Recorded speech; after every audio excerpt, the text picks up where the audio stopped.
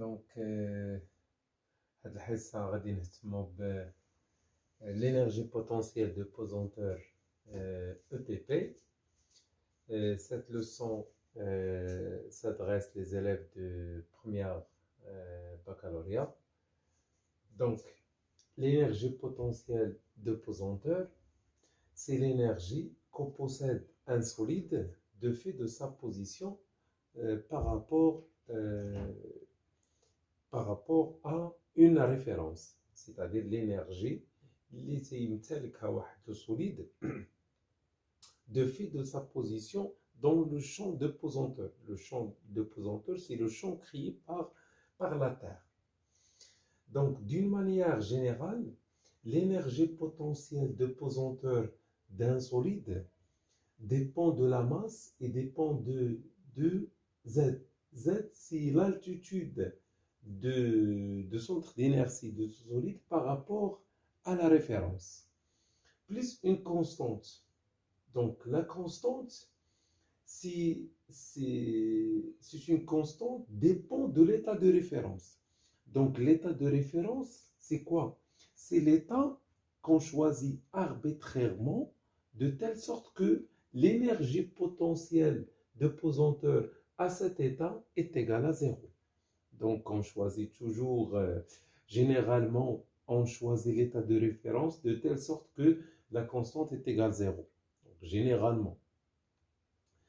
Et souvent, la constante, c'est moins mg z de référence. Donc, z de référence, c'est z de l'état de référence. Donc, généralement, on coïncide l'état de référence avec l'origine des axes de l'axe z.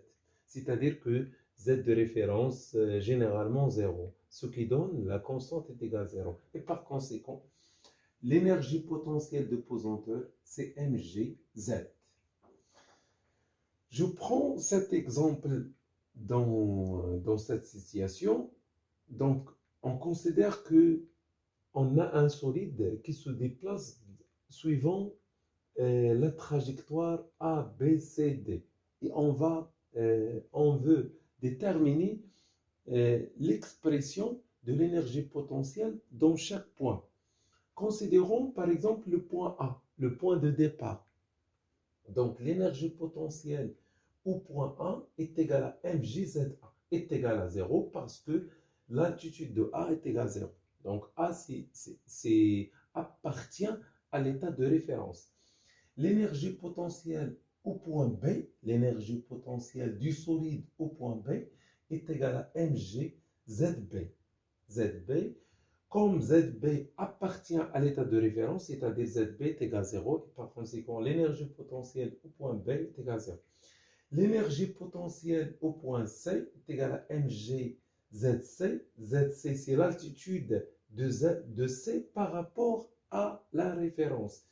Zc, donc Zc, c'est cette altitude-là, donc donc Zc par rapport, donc voilà Zc. Voilà. On prend par exemple un point ici M, par exemple. Donc ZC est égal à cette distance-là, c'est le rayon, moins cette distance. Donc ZC est égal à OB moins OM. Comme OB est égal au rayon, OM, on trouve, OM représente le côté adjacent par rapport à θ, donc est égal à R cosinus de θ, puisqu'on considère que cette portion, c'est un arc de cercle de centre O et de rayon OB, c'est-à-dire la distance OB est égale à la distance OC est égale le rayon du cercle. Donc l'énergie potentielle au point C est égale à mg Zc est égale à mg R 1 moins cos θ. L'énergie potentielle au point A est égal à mgza. Za, c'est quoi? Z, ici, on a plutôt, c'est pas A, c'est D. Donc, l'énergie potentielle au point D est égale à mgzd. Zd, c'est cette distance-là. Donc, Zd, voilà Zd. Cette distance. Voilà. Zd, c'est-à-dire l'altitude de D par rapport à la référence. Et dans ce cas-là, je dois décomposer ZD en deux distances. C'est-à-dire ZD est égal à Z, ça, cette distance, c'est ZC plus cette altitude-là.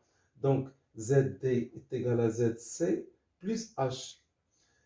Comme on a trouvé déjà ZC, c'est R en facteur de 1 moins cos θ, H représente le côté opposé, donc on l'a trouvé par cosinus θ.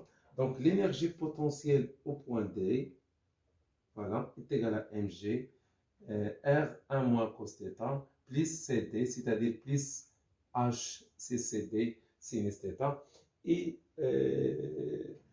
on suivit cette méthode pour déterminer l'énergie potentielle de chaque point suivant la trajectoire AB, ABCD.